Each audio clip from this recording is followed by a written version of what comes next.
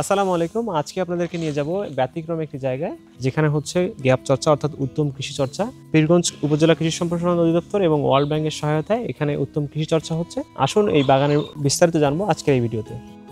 বাগানটির প্রবেশমুখে আপনারা দেখতে পাবেন যে এরকম একটা নোটিশ দেওয়া আছে যে এখানে উত্তম কৃষি চর্চার নীতিমালা অনুসরণকৃত প্রদর্শনী প্লট এবং বিনা অনুমতিতে প্রবেশ নিষেধ। আসসালামু আলাইকুম। আসসালামু আলাইকুম। ভালো আছেন? আছি আমি। আমরা দেখতে পাচ্ছি এখানে প্রপার হাইজিনের ব্যবস্থা আছে। আমাদেরকে হ্যান্ড ওয়াশ করে দেন হচ্ছে। First time. দর্শক, উত্তম কৃষি চর্চার কিন্তু প্রপার প্রোটোকল মেনে এখানে কিন্তু এটা করা হচ্ছে। আসসালামু আলাইকুম। দেখতে পাচ্ছি এখানে যে হাড়ি ভাঙা জাতের আম কিন্তু চাষ করা হচ্ছে এখানে। বা একটা সুন্দর সাইন, ধূমপান নিষেধ, ধূমপান মুক্ত এলাকা। আমরা চমৎকার এই বাগানটির ভিতরে ঢুকছি এবং আমাদের সাথে আছেন বাগান মালিক এবং কৃষি সম্প্রসারণ অধিদপ্তরের কর্মকর্তারা। আমরা আসলে এখানে তাদের কাছ থেকে বিস্তারিত জানবো আসলে কিভাবে এই কাজগুলো এখানে হচ্ছে। আসসালামু আলাইকুম। রাকিবুল হাসান, সোহেল রানা, উপসহকারী কৃষি কর্মকর্তা। আসসালামু আলাইকুম। মাইদুল ইসলাম, কৃষি কর্মকর্তা। সুলতান মাহমুদ সুজন। তাহলে আমরা সুলতান মাহমুদ ভাইকেও পাচ্ছি এবং তার বাবাকেও পাচ্ছি। আমরা সবাই মিলে একসাথে বাগানটি ঘুরে দেখব এবং এই বাগানের যে বিশেষত্ব আছে সেটি আমাদেরকে সুলতান ভাই এবং কৃষি কর্মকর্তার যে স্যারেরা আছেন তারা আমাদেরকে বিস্তারিত জানাবেন এই বাগানটি কেন অন্য বাগান থেকে আলাদা। ফার্স্ট অফ অল আপনাকে আমাদের এখানে বাগানের ভিতরে ঢুকতে গেলে কি হাইজেনিক যে ব্যাপারটা এটা নিশ্চয়ই পুরোপুরি নিশ্চয়ই maintain নিশ্চয়ই করতে হবে। নিশ্চয়ই নিশ্চয়ই। তো সেটার পরিপ্রেক্ষিতে আমি ফার্স্ট আপনাকে গ্লোভস, হ্যান্ড গ্লোভস সার্ভ করতেছি। Thank you.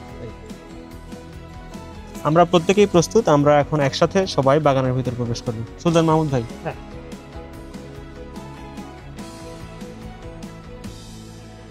আসসালামু আলাইকুম। সুলতান ভাই, আসলে সবাই বাগান করে কিন্তু দেখা যায় সবই সেমই লাগে, কিন্তু আপনার বাগানের বিশেষত্ব দেখলাম যে শুরু থেকে একদম শেষ পর্যন্ত সম্পূর্ণটাই ব্যতিক্রম। হঠাৎ কেন মাথায় এটা আসলো যে একটু ব্যতিক্রম ভাবে এটা উৎপাদন করে যাবেন আপনি? না, আসলে ঘটনা হচ্ছে কি যে আমার বাসাতেও ছোট বাচ্চা আছে, আপনার বাসাতেও আছে। তো আসলে ঘটনাটা হচ্ছে যে ছোট বাচ্চা কাচ্চাদেরকে আমরা যে ফলমূলগুলো খাওয়াই, আসলে আমি আসলে এটা সম্পর্কে এত জানতাম না। বাট এই যে আমাদের পার্টনার ফিল্ড স্কুলের মাধ্যমে যে ট্রেনিংটা হচ্ছে আমাদের গ্যাপের, তো এইটা থেকে আমি মোটামুটি অনেকটা জ্ঞান লাভ করলাম। জ্ঞান লাভ করার পরে আমার মনে হইলো যে না, আসলে আমরা যেভাবে কৃষিটা আসলে চর্চা করি, এই চর্চার মাধ্যমে যে ফসলটা ফলাই বা আমরা যেটা খাচ্ছি, এটা আসলে আমরা 100%-এর ভিতরে 95% আমরা বীজ সরাসরি খেয়ে নিচ্ছি। কারণ আমি ট্রেনিংয়ের মাধ্যমে আমি জানতে পারলাম যে আসলে কিছু কিছু পেস্টিসাইড আছে যেগুলোর আসলে মেয়াদকাল মিনিমাম 7 দিন। ওই ওষুধটা স্প্রে করার পরে মিনিমাম 7 দিন পর ফসলটা উত্তোলন করতে হবে, দেন খাইতে হবে। কিন্তু আসলে কয়জন আমরা এরকম করি? মাঠে যারা ফসল উৎপাদন করছে দেখা যাচ্ছে যে বেগুন করতেছে, বরবটি করতেছে, করলা করতেছে, আজকে স্প্রে করলাম, কালকের দিন পরেই আবার ওই ফসলটা উঠে আসে, নিজেও খাচ্ছে, আমাদেরকেও খাওয়াচ্ছে। আমরা এটা পারি না। তো সেই সময় এই গ্যাপ সম্পর্কে আমি জানলাম যে আসলে নিরাপদ কৃষি চর্চা যেটাকে বলে, গুড এগ্রিকালচারাল প্র্যাকটিস, এইটার মাধ্যমে যদি আমরা মেনটেন করে যদি আমরা ফসল উৎপাদন করতে পারি, তাহলে আশা করা যায় যে মোটামুটি বিষমুক্ত ফসল আমি নিজেও খেতে পারবো, আমার পরিবারকে খাওয়াইতে পারবো, বা আমার ভোক্তা যারা আছে তারা এটা খেতে পারবে। তো যার কারণে এখান থেকেই আমি মোটামুটি উদ্বুদ্ধ হয়েছি। তার চিন্তার দূরদর্শিতা কত দূর! তিনি কিন্তু শুধু নিজের জন্য না, তার যে সন্তান আছেন, সেই সাথে দেশের মানুষ আছেন, সবার জন্য চিন্তা করতেছেন এবং এই সব বৃহত্তর স্বার্থ চিন্তা করেই কিন্তু তিনি এই উদ্যোগটা নিয়েছেন। প্রচলিত ব্যবস্থায় যে খরচ হয় সেক্ষেত্রে খরচের দিক বিবেচনায় এটা এই জৈব বালানাশক ব্যবহার কিংবা এই প্র্যাকটিসটা করতে আপনার কি কোনো প্রথম দিকটা থেকে কোনো অসুবিধা হয়েছিল কি? অসুবিধা বলতে অবশ্যই আমাকে বেগ পেতে হচ্ছে, কারণ আমার এইটা বাদ দিয়ে আরও বাগান আছে, ওইটাতেও আমি সচরাচর প্রচলিত পদ্ধতি ব্যবহার করে এতদিন চাষাবাদ করে আসছি। তো আসলে সাধারণ পেস্টিসাইড যেগুলো আমরা বাজারে ইউজ করি, রাসায়নিক পেস্টিসাইড যেটা, আসলে এগুলোর চাইতে আমার এই যে বায়ো পেস্টিসাইড যেটা, এটা আসলে রেটটা একটু অনেকাংশেই বেশি, অনেকাংশে প্রায় ডাবলের চাইতে বেশিই পড়ে যায়। প্রথম অবস্থাতে আমি একটু ধাক্কা খেলাম যে আসলে একই জিনিস, একই আম আমি ফলাচ্ছি, দেখা যাচ্ছে যে আমার 1 বিঘা জমিতে খরচ হচ্ছে একটা কীটনাশক পাবো 2000 টাকা। ওইটাই যদি আবার আমি বায়োপেস্টিসাইড ইউজ করতে যাচ্ছি, ওখানে আমার 4000 4500 টাকা খরচ হয়ে যাচ্ছে, ডাবলেরও বেশি। তারপরে দেখা যাচ্ছে যে বাগান পরিষ্কারের যে ব্যাপারটা, এই গ্যাপের রুলস মেনটেন করতে গেলে অবভিয়াসলি আপনাকে বাগানটা শুরু থেকে শেষ পর্যন্ত একদম ঝকঝকে নিট অ্যান্ড ক্লিন রাখতে হচ্ছে। তো এইটা রাখতে গিয়ে আমাকে মনে করেন যে এক্সট্রা অনেক লোকজন ধরতে হচ্ছে, এটার একটা কষ্ট আছে। তারপরে বাগানের গাছ পরিষ্কার করা, এ টু জেড মানে পুরো ক্রাইটেরিয়া মেনটেন করতে গিয়ে আমাকে এক্সট্রা অনেক কস্টিংয়ের ধাক্কায় পড়তে হচ্ছে। তো ফার্স্ট টাইম আমি একটু আশাহতই হইলাম যে আসলে এত টাকা খরচ করে এই আমরা যে বিক্রি করব, বিক্রি করতে গেলে তো আমি বাজারে গিয়ে যদি সারাদিন চিল্লাই যে আমার এটা আম ভালো, আমার এটা আমের ভিতরে মধু আছে, এটা তো আসলে কেউ শুনবে না। দেখা যাচ্ছে ওই আমও যে টাকায় বিক্রি হচ্ছে আমারটাও সেই টাকায় বিক্রি হচ্ছে। তো ওই সময় আমাদের যে কৃষি সম্প্রসারণ অধিদপ্তরের যে আমাদের স্যার আছেন, উনি আমাকে আশ্বস্ত করলেন যে সমস্যা নেই সুলতান মাহমুদ, আপনি পুরো ক্যাটেগরি মেনটেন করেন, ইনশাল্লাহ আম আপনার রপ্তানির ক্ষেত্রে যদি নাও যেতে পারি আমরা এইবার ফার্স্ট টাইম, অন্তত দেশের বাজারে মোটামুটি যেগুলান ভালো ভালো গ্রোসারি শপ যেগুলান আছে, চেইন শপ যেগুলান আছে, এগুলান বা লোকালি যদি কোনো ব্যবস্থা থাকে, আমি যতটা সম্ভব আমার দিক থেকে হেল্প করব। শুরু থেকে শেষ পর্যন্ত এই আমগুলো কিন্তু অনেক যত্ন নিয়ে তৈরি করা। আমার মাধ্যমে আমার পরিবার, আমার যে এলাকা আছে তারাও আমার পরিবার, পুরা দেশ আমার, এটা পুরাটাই আমার পরিবার। তো আমার পরিবারের সবাই একটা ভালো রাসায়নিক মুক্ত একটা ফল খাবে, এই দিক থেকে বিবেচনা করে আসলে আমার শিহরিত হই আমি, আমার ভালো লাগে। সেটা হচ্ছে এই আমটা কিন্তু শুধু আমি মুখে বলবো যে আমার আমটা ভালো, এটা তো আসলে বিশ্বাস আসলে করবে না। এটার জন্য আমার লাস্ট স্টেপ যেটা আছে সেটা হচ্ছে এমআরএল টেস্ট। মানুষের যেরকম একটা শরীরে একটা এমআরআই টেস্ট করা হয়, যে সূক্ষ্ম যে জিনিসগুলো আছে এগুলো বের করা হয়, আমার এই আমটারও লাস্ট সেশনে গিয়ে এমআরএল টেস্ট হবে। টেস্ট হওয়ার পর তারপরে সেটা রিপোর্ট আসবে, অফিসিয়ালি রিপোর্ট আসবে যে আসলে আমটাতে হেভি মেটাল আছে কিনা, বা রাসায়নিক কোনটা কীরকম ইউজ করা হয়েছে, মানুষের শরীরের জন্য ক্ষতিকর কিনা। তো আসলে আমার মুখের কথা আসলে বিশ্বাস করার কিছু নেই এখানে, অফিসিয়ালি সব কিছু চলে আসবে। তো আশা করা যায় যে 100% শিওর যে আমরা এটা একদম বিষমুক্ত, একদম অর্গানিক, জেনুইন অর্গানিক বলতে যা বোঝায়, গ্যাপের এই ফসলটা 100% অর্গানিক হবে, এইটুকু আমি আশ্বস্ত করতে পারি। আচ্ছা, এখানে কতগুলো গাছ আছে? আমার এখানে এই বাগানে আমার 700+ গাছ আছে। প্রতিটি গাছ থেকে আপনি কি পরিমাণ হারভেস্ট করার আশা করছেন? গাছ ভেদে গড়পত্তা হিসাব করলে মোটামুটি আমি আশা করছি যে প্রত্যেকটা গাছ থেকে এখন আম আমি হারভেস্ট করতে পারবো ইনশাআল্লাহ, যদি কোনো বড় কোনো বিপদ আপদ না আসে। কৃষি কর্মকর্তারা আপনাকে কিভাবে সাপোর্ট দিচ্ছেন? অবভিয়াসলি এই প্রজেক্টটাতে শুরু থেকে শেষ পর্যন্ত এখন পর্যন্ত ওনারা A to Z একদম ফুল ইনস্ট্রাকশন আছে, ওনারা একদম 100% ওনাদের যতটুকু দেওয়া দরকার তার চেয়ে ওনারা বেশিই দিচ্ছে আমাকে।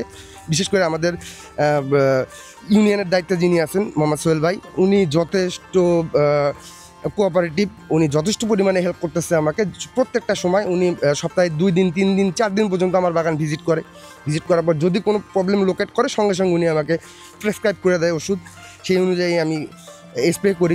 আবার অনেক সময় দেখা যায় স্প্রে করার প্রয়োজন নেই, ঘরোয়া কিছু সিস্টেম উনি আমাকে দেখাই দেয় যে এই কাজগুলো করো, তাহলে এই সমস্যাটা সমাধান হয়ে যাবে। তো সেই ক্ষেত্রে ওনাদের সাপোর্টের দিক থেকে আমি 100% খুশি। এটা আসলে অন্য প্রদর্শনী চেয়ে কিন্তু একটু ব্যতিক্রম প্রদর্শনী আমাদের এটা। গ্যাপ যে স্ট্যান্ডার্ড ফ্রুটস যে আমাদের বাস্তবায়ন হচ্ছে প্রদর্শনীটা, অন্য প্রদর্শনীর চেয়ে কিন্তু টোটালি আলাদা এটা। কারণ আমরা আগেই বলছি যে এখানে সব গ্যাপ প্রোটোকল মেনেই কিন্তু করা হবে, এবং কৃষকরাও অনেক অনুপ্রাণিত যে আসলে না, এখানে যা কিছু হচ্ছে এটা আমাদের করা দরকার, কারণ আমরাই তো এই খাবারটা খাবো, বা আমাদের যে উৎপাদিত খাদ্যটা কিন্তু বাজারে বিক্রি হচ্ছে বা বাইরে যেখানে জায়গা আমার মতো মানুষই কিন্তু খাবে, ভোক্তা খাবে। এখন তাদের কথা হলো যে এটা করতে পারলে কিন্তু আমার ফুড সিকিউরিটিটা কিন্তু আমাদের ঠিক থাকতেছে। এখানে একটা ক্লাস করেছি আমরা, 25 জন সদস্য ছিল আমাদের পিএফএস যেটাকে বলি আমরা। এই পিএফএসে কিন্তু এই 10টা সেশনের মাধ্যমে গ্যাপ প্রোটোকলের মেনে যে উৎপাদনটা করা হবে এই বিষয়েই কিন্তু আমাদের উৎপাদক রেজিস্টার আছে, রেজিস্টার কী কী করতে হবে এবং কী কী করলে তারা এই গ্যাপ সার্টিফিকেটের আওতায় যেতে পারবে, এই টোটালি কিন্তু প্রশিক্ষণের মাধ্যমে তাদেরকে হাতে নাতে শেখানো হচ্ছে কিন্তু এখানে।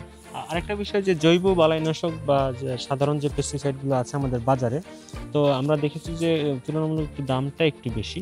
তো এইটা দাম কমানো কিংবা এটার উপরে যে কৃষকদের মাঝে ব্যাপকভাবে ছড়িয়ে দেওয়ার ক্ষেত্রে কৃষি সম্প্রসারণ অধিদপ্তর কতটা ভূমিকা রাখবে বলে আপনি মনে করেন সামনের দিকে? আসলে বাজারজাতকারী কয়েকটি প্রতিষ্ঠান আছে যে তারা জৈব বালাইনাশক বাজারজাত করে। আমার চাওয়া থাকবে বা প্রত্যেকেরই চাওয়া যেটা হচ্ছে যে আমি চাই যে বাংলাদেশের যত পেস্টিসাইড কোম্পানিগুলো আছে তারা যদি একত্রিত হয়ে সবাই যদি জৈব বালাইনাশকের দিকে আমরা ধাবিত হই, তাহলে কিন্তু আমরা কৃষক পর্যায়ে এই সম্প্রসারণটা কিন্তু দ্রুত বাড়াতে পারবো। এবং সকলের সম্মিলিত প্রচেষ্টায় আমার যেটা মানে অভিমত আর কি, এটা যদি করা যায় তাহলে কিন্তু সহজলভ্য হবে। আর সরকারেরও কিছু ভূমিকা থাকতে পারে এখানে, হয়তো এলসির ক্ষেত্রে তাদেরকে কিছু কম্প্রোমাইজ করা, বা যেহেতু এটা পরিবেশসম্মত এবং জনস্বাস্থ্যমূলক কাজে এটা কৃষি উৎপাদনে ব্যবহৃত হবে, সেই ক্ষেত্রে এখানে অন্যান্য যে বিষয়গুলো থাকে একটু কম্প্রোমাইজ করা যেতে পারে, এটা আমার একটা চাওয়া আর কি। জৈব বালাইনাশক একমাত্র যে আমরা ইম্পোর্ট করেই যে এর উপরে নির্ভরতা থাকবো এরকম কিছু না। এটা আমরা দেখা যাচ্ছে যে হাতের কাছে অনেকগুলো জিনিস ব্যবহারের মাধ্যমে কিন্তু আমরা জৈব বালাইনাশকগুলো ব্যবহার করি, মানে তৈরি করে নিজেরাই ব্যবহার করতে পারি। এর মধ্যে আমরা যদি বলি নিম পাতা, নিমের যে বীজ আছে এটা, তারপর হচ্ছে তামাকের গুঁড়া, ডিটারজেন্ট, এগুলো কিছু সিস্টেম আছে, পদ্ধতিগুলো মেনে কিন্তু তারা নিজেরাই কিন্তু তৈরি করে নিজেরাই ব্যবহার করতে পারে। সেই ক্ষেত্রে আমার আমদানি নির্ভর বা অন্য কোম্পানির উপরে নির্ভর করতে হচ্ছে এরকম কিছু না। হ্যাঁ, তো প্রয়োজন ক্ষেত্রে আর কি এই হলো বিষয়টা আর কি। জৈব বালাইনাশক হাতের কাছে কিছু জিনিস দিয়ে কিন্তু আমরা নিজেরাই তৈরি করতে পারি এবং সেগুলো কিন্তু প্রশিক্ষণে শেখানো হচ্ছে তাদেরকে। স্যার আসলে এখানে কি কি ব্যবস্থা বা কি কি জৈব বালাইনাশক কিংবা ব্যবস্থা আমরা ব্যবহার করছি?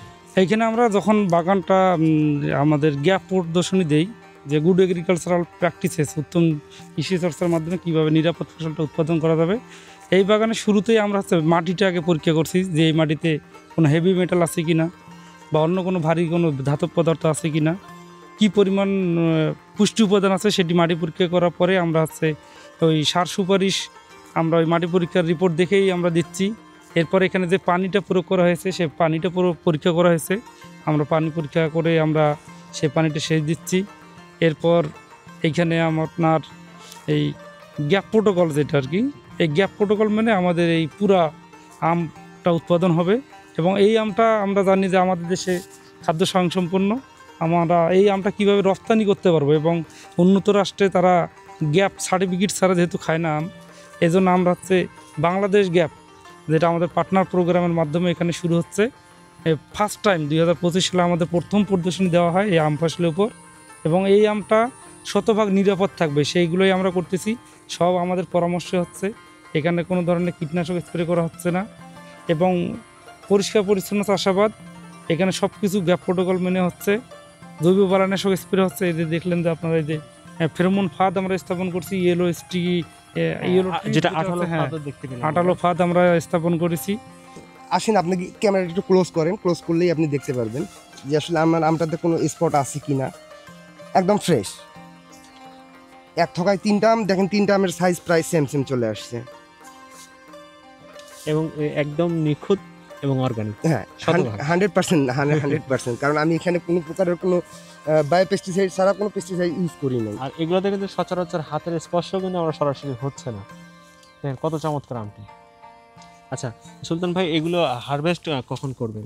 আমাদের দেখা যাচ্ছে যে 14-15 তারিখের ভিতরেই আমাদের হারভেস্ট ইনশাল্লাহ শুরু হয়ে যাবে, আশা করা যাচ্ছে। সরকারিভাবে এখনো ডেট ফিক্সড হয়নি, বাট আমরা আশা করতেছি ঈদের 5 দিন 7 দিন পর থেকেই প্রথম আম দেখা দেওয়ার যে বিষয়টা আশা করি যে দেখা যাবে ইনশাল্লাহ।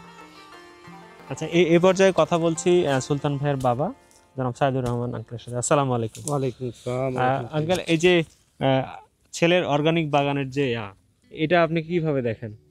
ভালো লাগে বলেই বাবা, তার উপরে আমি নির্ভরশীল, মানে ও যা করে ওটার উপরে আমি আছি ইনশাল্লাহ, আলহামদুলিল্লাহ।